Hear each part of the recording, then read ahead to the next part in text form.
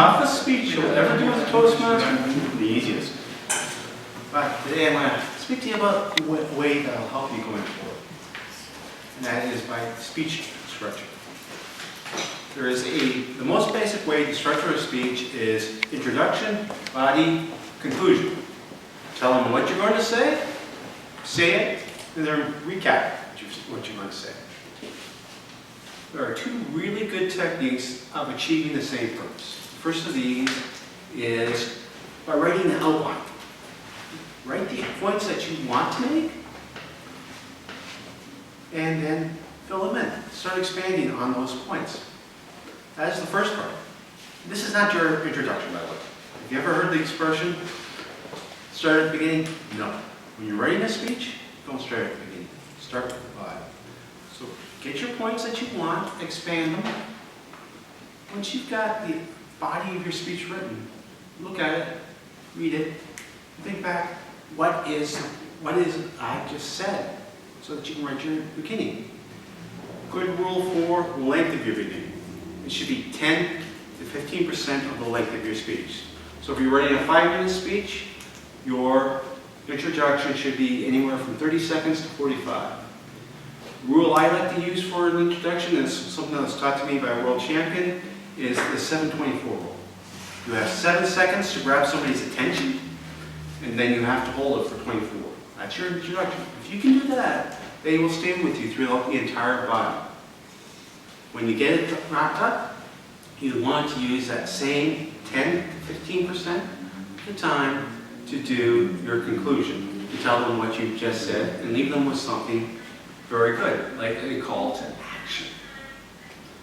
Second way of doing this is something called mind mapping. Now, this is a little bit different than what most people are familiar with.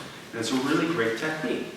And that is just sit there and write down anything you can think of on the topic. Write them down to completely out of order. Walk away from the table for a few minutes. Come back. Say, okay, is this an introductory thought, a body thought, or a conclusion thought? And then organize them. Once you've got that done, apply the same timing rule. 10 to 15%, most of your body, and then finally your 10 to 15% for your conclusion. What do you want to do when you're writing your conclusion? Well, you want to remember there are 4 basic types of speeches. And this is going to be covered a little bit later on.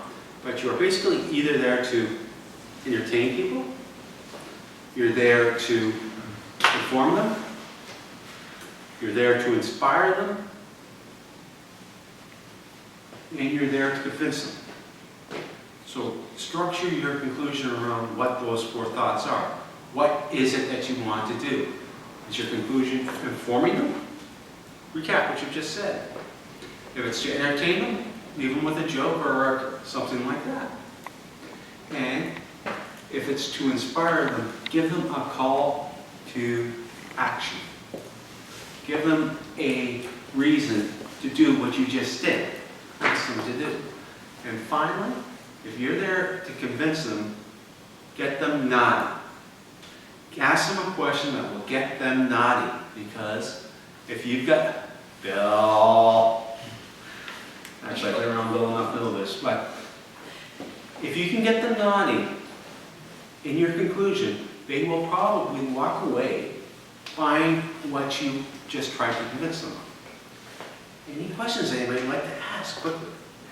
Since we have 1 extra minute. Yes, Nikki? Can you go over the types of speeches we have? Okay, this will be another lesson going on, but there is to inform, to entertain, to convince, or sell them, and finally to inspire them to action.